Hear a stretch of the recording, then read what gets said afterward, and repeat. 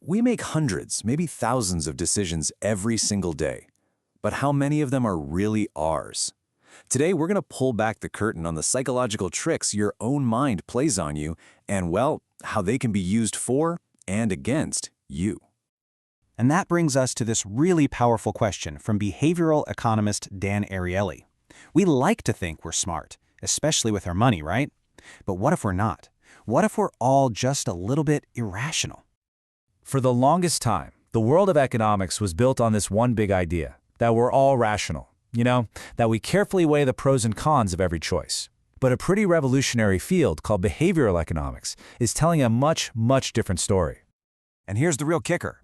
According to Dan Ariely's research, our irrationality isn't random. It's not just chaos. It's a pattern, a repeatable, systematic pattern. And the best part? Once you can see the pattern, you can start to change the outcome. Okay, so let's dive right in. We're going to start with this first mental trap, a really powerful cognitive bias called anchoring. So what is an anchor? Well, it's basically the first piece of information you get. It's like a mental reference point that gets dropped into your mind. And once it's set, everything that comes after is judged against that first number, whether it's actually relevant or not.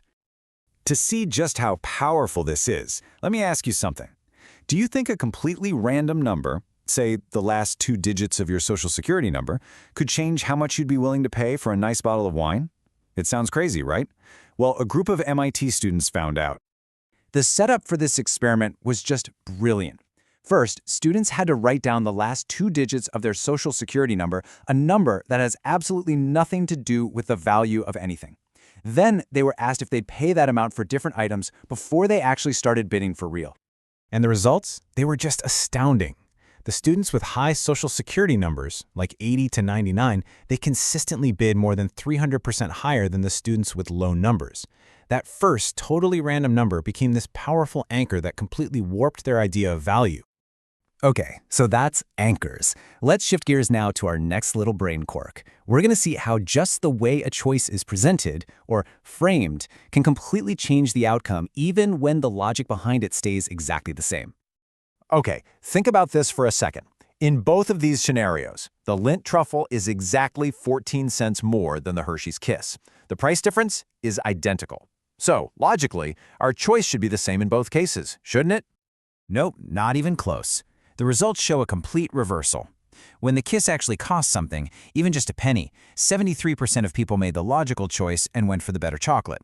But the moment the Kiss was framed as free, logic just flew out the window, and 69% of people grabbed the freebie.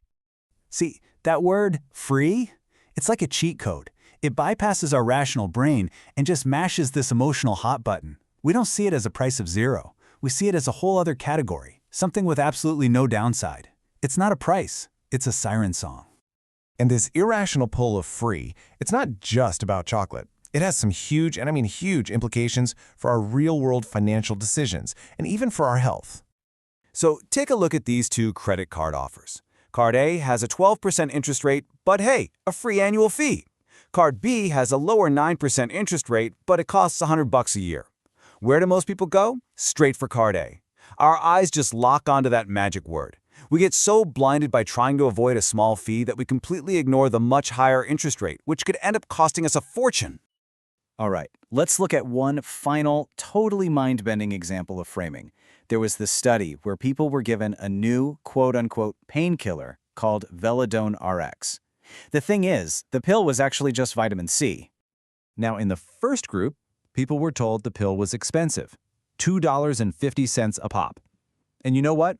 After taking it, nearly all of them reported significant pain relief from a series of small electric shocks.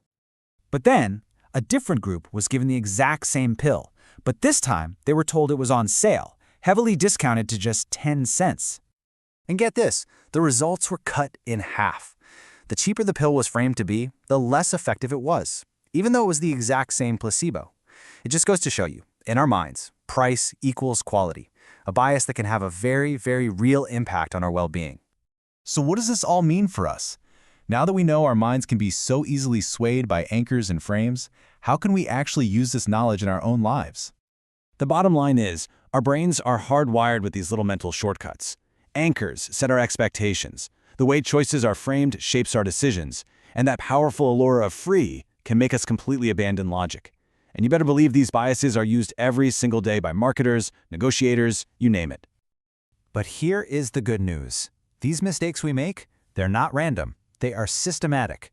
And once you see the patterns, once you really understand how these biases work, you can start to spot them. You can start to guard against them. By understanding these hidden strings, you can actually start to pull them yourself. You can begin to question the prices you see, to reframe the choices you're given, and to spot those emotional triggers that are trying to cloud your judgment. You know, the first step to making a truly rational decision is just realizing how wonderfully irrational you can be.